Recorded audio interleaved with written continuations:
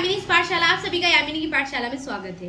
आज हम इस वीडियो में डिस्कस करेंगे कि द्रव्य क्या होता है, द्रव्य क्या होते हैं, द्रव्य के प्रकार क्या होते हैं, अर्थात प्राचीन में द्रव्य के क्या किस प्रकार से वर्गीकृत किया गया है और आधुनिक में किस प्रकार से द्रव्य को वर्गीकृत किया गया है। तो आज की क्लास शुरू करते हैं द्रव्य विज्ञान। सबसे पहले द्रव्य के गुण से या द्रव्य के लक्षण से हम समझते हैं कि द्रव्य का लक्षण क्या होता है। यत्राश्रिता कर्म गुणाः कारणम समवायी यत्तद्रव्य, अर्थात जिसके अंतर्गत कर्म और गुण का समवाय संबंध रहता हो और साथ ही उसके अंदर कार्य द्रव्य का समवायीकरण होता हो, अर्थात जिसके अंतर्गत कर्म और गुण एक साथ या समवाय संबंध से आश्रित हो और कार्य द्रव्य का क्या होता हो, समवायीकरण होता हो, उसे हम क्या कहेंगे, द्रव्य कहेंगे। अर्थात द्रव्य जो होते हैं वो दो प्रकार के होते हैं, कारण द्रव्य और कार्य द्रव्य। कारण द्रव्य जो होते हैं वो आपके कितने प्रकार के होते हैं, 9 प्रकार के कारण द्रव्य होते हैं, जिसके अंदर 5 जो होते हैं वो आपके पंचमहाभूत माने जाते हैं। जैसे कारण द्रव्य 9 प्रकार के होते हैं, पृथ्वी, जल, तेज, वायु और आकाश। और इसके अलावा काल, दिक्, आत्मा और मन, इनको क्या माना जाता है, कारण द्रव्य माना जाता है। और कार्य द्रव्य जो होते हैं वो 2 प्रकार के होते हैं, चेतन द्रव्य और अचेतन द्रव्य। इससे नाम से ही डिफाइन है कि चेतन द्रव्य किसे कहते हैं, जिसके अंदर चेतना हो, अचेतन किसे कहते हैं, जिसके अंदर चेतना न हो। इसी को अपन वापस से, अगर चेतन द्रव्य को हम वापस से अलग करें या उनका वर्गीकरण करें तो चेतन द्रव्य जो होते हैं वो पुनः 2 प्रकार के होते हैं। एक तो होते हैं अंतस्चेतन, एक होते हैं बहिरंतस्चेतन। अंतस्चेतन चेतना तो उन दोनों के अंतर्गत है। अंतस्चेतन का अर्थ यह हुआ कि अंतस्चेतन के अंदर वो अपनी जो भावनाएं हैं, अपने जो विचार है, उनको बाहर प्रकट नहीं कर पाएंगे, वो तो अंतस्चेतन कहलाते हैं। अर्थात बहिरंतस्चेतन अर्थात वो अपनी भावनाओं को, अपने विचारों को एक दूसरे के साथ साझा भी करें और अपने विचारों को प्रकट भी करें, उन्हें हम क्या कहेंगे, बहिरंतस्चेतन कहेंगे। तो इस प्रकार से चेतन द्रव्य को 2 भागों में विभाजित किया गया है। देखते हैं वापस, फर्स्ट पढ़ते हैं हम अंतस्चेतन।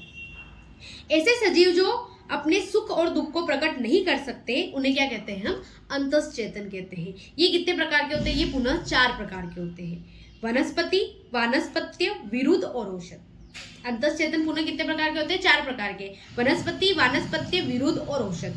अर्थात वनस्पति क्या होती है उसके बारे में पढ़ते हैं, जिसमें केवल फल लगते हैं तथा पुष्प जो होते हैं वो अव्यक्त अवस्था में रहते हैं। अर्थात हमें केवल फल प्राप्त होते हैं, पुष्प अपन को दिखते ही नहीं है एक तरीके से, या फिर वो अव्यक्त अवस्था में होते हैं, वो क्या कहलाते हैं, वनस्पति कहलाते हैं। इसके उदाहरण में देखा जाए तो वट, उदुम्बर, अंजीर या प्लक्ष, ये जो होते हैं इनके फल हमें दिखते हैं, लेकिन इनके जो फ्लावर है, इनके जो फूल है वो हमें नहीं दिखते। फिर दूसरा आता है वानस्पत्य। वानस्पत्य का अर्थ होता है जिसके अंतर्गत हमें फूल और पुष्प और फल दोनों ही व्यक्त अवस्था में दिखाई देते हैं, दोनों ही हमें दिखाई देते हैं, वो जो द्रव्य कहलाते हैं वो वानस्पत्य द्रव्य कहलाते हैं। इसके अंतर्गत जैसे आपके जो भी फल आते हैं, जैसे आम्र हो गया, बिल्व हो गया, इनमें हमें फूल भी दिखते हैं हमें और इनके फल भी हमें दिखते हैं। फिर थर्ड आता है विरुद्ध। विरुद्ध का अर्थ होता है लताएं, अर्थात जो बेल चलती है अपनी, वो क्या होती है, वो विरुद्ध कहलाती है। लता या प्रसरी या आरोही जिसे कहा जाता है, ऐसे द्रव्यों को हम क्या कहते हैं, विरुद्ध की संज्ञा दी गई है। जैसे कि गुडुचि, मंजिष्ठा, सारिवा और कुष्मांड यानी कद्दू की भी बेल चलती है। तो जिन भी द्रव्यों की बेल चलती है या लता चलती है उसे हम विरुद्ध संज्ञा देते हैं। फिर फोर्थ आता है औषध। औषध का अर्थ होता है कि ऐसी द्रव्य जिनका क्या होता है, फल पकने के बाद वो जो द्रव्य होता है वो नष्ट हो जाता है, उसका जो पौधा होता है वो नष्ट हो जाता है। समझ में आया कि भाई द्रव्य पकने के बाद, जो आपने द्रव्य को बनाया है उसका फल पकने के बाद वो जो द्रव्य है, वो जिसका जो पौधा है वो बिल्कुल नष्ट हो जाता है। ऐसे द्रव्यों को या इसको अपन क्या कहेंगे, औषध कहेंगे। और ऐसे कैसे गेहूं, जौ, चना, गोधूम जिसे गेहूं कहा जाता है, चना जिसे चणक कहा जाता है। तो इनके क्या होते हैं, अपन ने देखा है, ये अपन मौसमी जो होती है वो सारी ऋतु है, वो है मौसमी जो भी अपनी फसलें हैं, तो इनका क्या होता है, गेहूं पकने के बाद जो गेहूं के जो भी पौधे वगैरह होते हैं वो सूख जाते हैं, वो नष्ट हो जाते हैं और हमें गेहूं फल प्राप्त हो जाता है। तो ऐसे द्रव्य जो फल पकने के बाद में क्या हो जाते हैं, नष्ट हो जाते हैं, उन्हें हम क्या कहेंगे, औषध कहेंगे। वरना अगर हम वनस्पति में देखें तो वनस्पति में भी जो उसका पेड़ होगा, जैसे आम का पेड़ है, वनस्पति में जैसे आम का पेड़ है, तो आम का अपन को फल तो मिलेंगे लेकिन पेड़ नष्ट नहीं होगा, तो वो वानस्पत्य कहलाएगा। अर्थात इसके अंदर फल पकने के बाद ये जो पौधा है वो नष्ट हो जाएगा, इसीलिए इसे औषध कहा जाता है। तो ये जो वनस्पति है वो जो अंतस्चेतन द्रव्य है वो 4 प्रकार के होते हैं। फिर आता है बहिरंतस्चेतन, अर्थात जो अपनी भावनाओं को, अपने विचारों को एक दूसरे के साथ प्रकट कर सके, एक दूसरे को बता सके, उन्हें हम क्या कहते हैं, बहिरंतस्चेतन कहते हैं। ये भी कितने प्रकार के होते हैं, 4 प्रकार के होते हैं, जरायुज, अंडज, स्वेदज और उद्भिज। जरायुज का अर्थ होता है जिनकी उत्पत्ति जरायु से हुई है या जिनकी उत्पत्ति अपरा के द्वारा हुई है उसे हम क्या कहेंगे, जरायु कहेंगे। जैसे मनुष्य आ गया सबसे फर्स्ट, व्याघ्र आ गया, इन सभी की उत्पत्ति किसके कारण होती है, अपरा के कारण होती है। अपरा का निर्माण होता है, उसके बाद में इनका जन्म होता है, तो ये सभी क्या कहलाते हैं, जरायुज कहलाते हैं। फिर आता है दूसरा जो होता है अंडज, अर्थात जिनकी उत्पत्ति अंडे के द्वारा हुई है, वो अंडे से उत्पन्न हुए हैं। जैसे बहुत सारे जितने भी पक्षी हैं, सर्प है, वो सभी जो होते हैं ये जो है वो क्या कहलाते हैं, सारे अंडज कहलाते हैं। फिर आते हैं तीसरी स्वेदज। स्वेदज यानी जो मनुष्य के पसीने से या उनके स्वेद से और भूवाष्प से, इनसे जो भी पैदा होते हैं, इनसे जो भी उत्पन्न होते हैं, उन्हें स्वेदज कहा जाता है। जैसे इसका सबसे जो मेन उदाहरण है वो जू कहलाती है, जो मनुष्य के स्वेद से उत्पन्न होती है। जैसे जू, कीट, पतंग आदि जो होते हैं वो किससे उत्पन्न होते हैं, स्वेद से उत्पन्न होते हैं। इसी कारण इसे क्या कहा जाता है, स्वेदज कहा जाता है। फिर आता है फोर्थ यानी उद्भिज। ऐसे प्राणी जो कुछ समय तक पृथ्वी के अंदर रहते हैं तथा समय पाकर पृथ्वी फोड़कर बाहर निकल जाते हैं, उन्हें हम क्या कहा जाता है, उन्हें उद्भिज कहा जाता है। मतलब कुछ समय उनका जो उत्पन्न होता है वो पृथ्वी के अंदर होता है, लेकिन बाद में वो वापस बाहर निकल जाते हैं। तो ऐसे द्रव्यों, ऐसे जो है उनको क्या कहा जाता है, उन्हें उद्भिज कहा जाता है। उसके अंतर्गत जो एग्जाम्पल है वो मेंढक का दिया गया है। तो इस प्रकार से द्रव्य जो है, इस प्रकार से उन्हें वर्गीकृत किया गया है। फिर पांच भौतिक या निष्पत्ति भेद से भी कुछ द्रव्य माने जाते हैं कि भाई आपके जो पंच महाभूत है उनके द्वारा भी द्रव्य जो है वो माने जाते हैं। जैसे इसको 5 भागों में विभाजित किया गया है। पार्थिव द्रव्य जो पृथ्वी से प्राप्त होते हैं, आप द्रव्य यानी जो जल से प्राप्त होते हैं, आग्नेय द्रव्य यानी जो अग्नि से प्राप्त होते हैं, वायव्य द्रव्य यानी जो वायु से प्राप्त होते हैं, अर्थात आकाशीय द्रव्य जो आकाश से प्राप्त होते हैं। तो इस तरीके से पंच महाभौतिक के हिसाब से 5 द्रव्य माने जाते हैं। चौथा आता है विपाक भेद से, यानी कि द्रव्यों का विपाक किस प्रकार से हो रहा है, उनका पाक किस प्रकार से हो रहा है। इस प्रकार से कितने प्रकार के द्रव्य माने जाते हैं, 3 प्रकार के द्रव्य माने जाते हैं। मधुर विपाक, अम्ल विपाक और कटु विपाक। मधुर विपाक यानी मीठा, मधुर का मतलब मीठा, अम्ल यानी कि खट्टा और कटु यानी कि तीखा। ठीक है, तो इस प्रकार से विपाक भेद से 3 प्रकार माने जाते हैं। फिर आता है वीर्य भेद से, उसके अंदर किस प्रकार का वीर्य पाया जा रहा है, वीर्य का क्या है, उसके अनुसार उसके भेद है जो है वो 2 प्रकार के माने जाते हैं। एक तो अष्टविध वीर्य, एक होता है दिव्यविध वीर्य।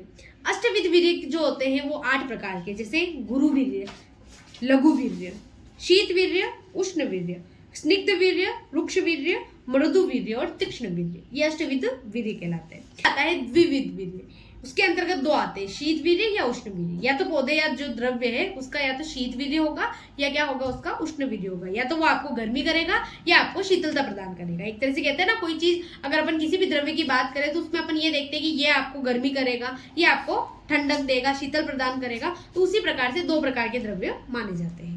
फिर आता है आधुनिक मतानुसार द्रव्यों का वर्गीकरण, किस प्रकार से आधुनिक में या मॉडर्न में किस प्रकार से द्रव्यों को अलग अलग या विभाग किए गए हैं उसके। तो इस प्रकार से 3 भागों में इसे बांटा गया है, उद्भव भेद से, आयु भेद से और आकृति भेद से। कि उनका उद्भव यानी कि उनकी उत्पत्ति किस प्रकार से हुई, वो तो हो गया उद्भव। आयु यानी वो कितने समय तक जीवित रहते हैं, वो आयु भेद से हो गया। और आकृति यानी उनकी आकृति किस प्रकार की है, उस अनुसार ये 3 प्रकार के माने जाते हैं। तो सबसे पहले पढ़ते हैं हम उद्भव भेद से। उद्भव के आधार पर जो द्रव्य माने गए हैं वो कितने प्रकार के माने गए हैं, 4 प्रकार के माने गए। कौन कौन से, स्थलज, जलज, वृक्षरूह और वृक्षादन।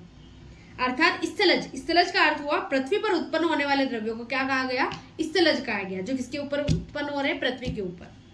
जलज यानी कि जो द्रव्य पानी के अंदर या जल के अंदर उत्पन्न होते हैं उन्हें हम जलज कहते हैं। जैसे जलकुंभी, शैवाल, सिंगाड़ा, कमल, जो जल के अंदर उत्पन्न होते हैं वो जलज कहलाते हैं। फिर आते हैं वृक्षरूह। वृक्षरूह का अर्थ हो गया ऐसे वनस्पति जिनका कांड दुर्बल होने के कारण वे किसी अन्य वृक्ष आदि का सहारा लेकर ऊपर चढ़ती है, अर्थात अपना पोषण स्वयं करती है, उन्हें हम क्या कहते हैं, वृक्षरूह। यानी किसी और वृक्ष का सहारा लेते हुए उसी से पोषण प्राप्त करती है, उसी से वो जो भी उसको चाहिए वो प्राप्त करती है, उसको हम क्या कहते हैं, वृक्षरूह। अर्थात किसी और का सहारा लेकर जो भी अपने जीवन को चलाए रखती है, अपने जीवित रहती है एक तरीके से, उसे हम वृक्षरूह कहते हैं। अर्थात इसके अंतर्गत जैसे पान, जीवंती, गुड़ुची, आपने गुड़ुची देखा होगा, गिलोय जिसे कहते हैं, गिलोय जो होती है वो भी किसी ना किसी पेड़ का सहारा लेकर ही आगे बढ़ती है, इसी कारण इसे वृक्षरूह कहा जाता है, जो किसी और का सहारा ले। फिर आता है वृक्षादन। ऐसे द्रव्य जो दूसरे वृक्षों से रस लेकर अपना पोषण प्राप्त करते हैं उन्हें क्या कहते हैं, वृक्षादन कहते हैं। अर्थात वृक्ष रूह जो था वो दूसरों का सहारा लेकर जो है वो आगे बढ़ रहा था, लेकिन वृक्षादन जो होगा वो दूसरे वृक्ष का रस लेकर अपने खुद को जीवित रखता है, वो क्या कहलाता है, वृक्षादन कहलाता है। जैसे अमरबेल और बंधा। ठीक है, तो इस प्रकार से उद्भव भेद से कि उनकी उत्पत्ति किस प्रकार से हुई, उस प्रकार से 4 प्रकार की, स्थलज, जलज, वृक्ष रूह और वृक्षादन। फिर आता है आयु भेद से।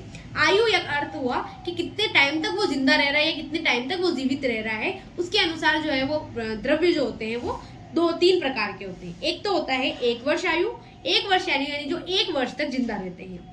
ऐसे द्रव्य में जैसे गेहूं, जौ, ये लगभग 1 वर्ष तक होते हैं, फिर नष्ट हो जाते हैं और फिर हमें फल प्राप्त होता है, फिर पुनः हम इसकी जो है वो खेती करते हैं, फसल बोते हैं, तो वो हो गए 1 वर्ष आयु। फिर होता है द्विवर्ष आयु।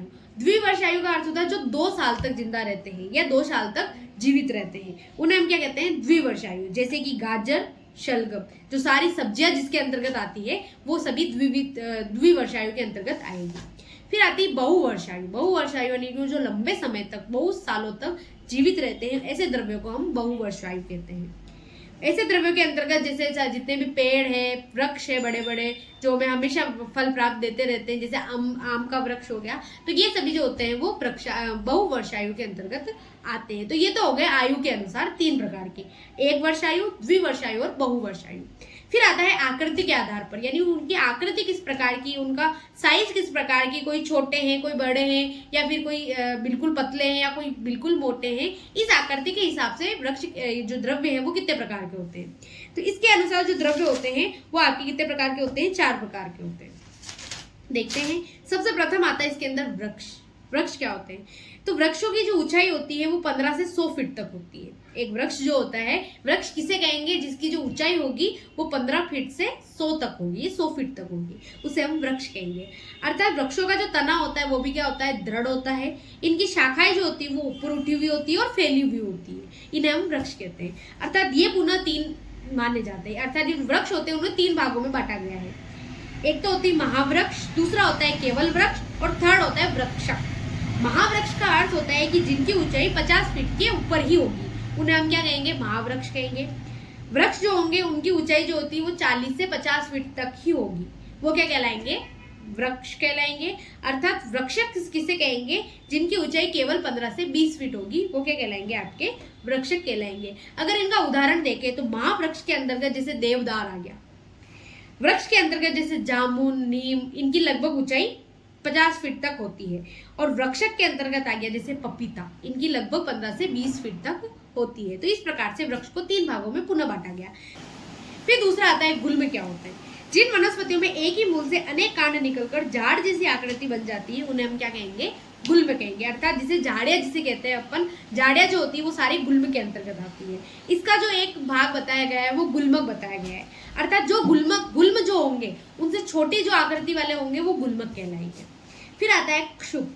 इनकी लंबाई जो होती है वो 2 से 6 फीट होती है तथा इनकी मूल जो होती है वो छोटी होती है, शाखाएं कोमल होती है। इनकी मूल अर्थात छोटी होती है और शाखाएं जो होती है वो कोमल होती है, वो क्या कहलाते हैं, आपके क्षुप कहलाते हैं। अर्थात गाजर, घास, ये जो होते हैं वो किसके अंतर्गत आते हैं, आपके क्षुप के अंतर्गत आते हैं। ठीक है, और क्षुप जो छोटे होते हैं वो क्षुपक कहलाते हैं। फिर आता है 4th या लास्ट लता। लता क्या होती है, अर्थात जिसका कांड अत्यंत दुर्बल होता है, अर्थात वो किसी और वृक्ष आदि का या किसी और दीवार का सहारा लेकर ऊपर चढ़ती है या फिर नीचे जमीन पर ही वो चलने लग जाती है, उसे हम क्या कहते हैं, लता कहते हैं। लता जो होती है वो 4 प्रकार की होती है, प्रसर, वल्ली, आरोहिणी एवं प्रतानिनी। ठीक है, प्रसर क्या होती है, जिसके कांड से शाखाएं निकलकर भूमि पर थोड़ी दूरी पर फैल जाती है उसे प्रसर। प्रसर का अर्थ हो गया फैलना, अर्थात ऐसी लता जो भूमि पर चारों तरफ फैल जाए उसे हम क्या कहेंगे, प्रसर कहेंगे। फिर आती वल्ली। ये अपने आश्रयभूत वृक्ष आदि को चारों ओर से लपेटते हुए आगे बढ़ती है। लपेटते हुए यानी कि जैसे ये एक वृक्ष है, इस वृक्ष को इस तरीके से लपेटते हुए जो आगे बढ़ती है वो क्या कहलाती है, वल्ली कहलाती है। अर्थात जो लता होती है वो सीधी चलती है। जो अपने फर्स्ट पढ़ा प्रसर, वो सीधे चलती है, लेकिन कुछ लताएं ऐसी होती है जो पेड़ को लपेटते हुए चलती है, वो क्या कहलाती है? वल्ली कहलाती है। अर्थात वल्ली जो होती है वो 4 प्रकार की होती है, सॉरी वल्ली जो होती है वो 2 प्रकार की होती है, वामवर्तिनी और दक्षिणावर्तिनी। वामवर्तिनी का अर्थ है जो लेफ्ट साइड से घूमती हुई चलेगी, वो वामवर्तिनी कहलाएगी, और जो राइट साइड से लपेटते हुए वृक्ष को आगे चलेगी वो क्या कहलाएगी? दक्षिणवर्तिना कहलाएगी। ठीक है, जैसे अपन देखते हैं, वामावर्तिनी जो लता वृक्ष को बाएं ओर से लपेटती हुई वामावर्तिनी कहलाती है। अर्थात ऐसी में उत्तरमारिणी एवं अमृता स्त्रवा। दक्षिणावर्तिनी जो लता वृक्ष को दाईं ओर से लपेटते हुए चलती है वो क्या कहलाती है? दक्षिणावर्तिनी। फिर आती है आरोहिणी। आरोहिणी यानी जो सीधी चलती है वो आरोहिणी कहलाती है। अर्थात ये 4 प्रकार की होती है, मूलारोहिणी, वडिशारोहिणी, सूत्रारोहिणी और पत्रारोहिणी। फिर आती है प्रतानिनी। प्रतानिनी का अर्थ होता है वृक्ष के शिखर पर अमर्यादित रूप से फैल जाती है, उसे हम क्या कहते हैं? प्रतानिनी।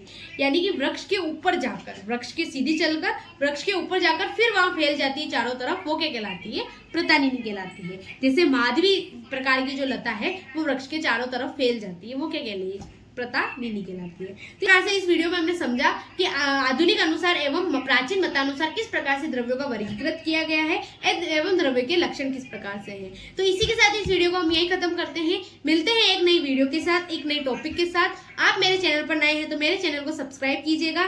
Thank you so much for watching. धन्यवाद।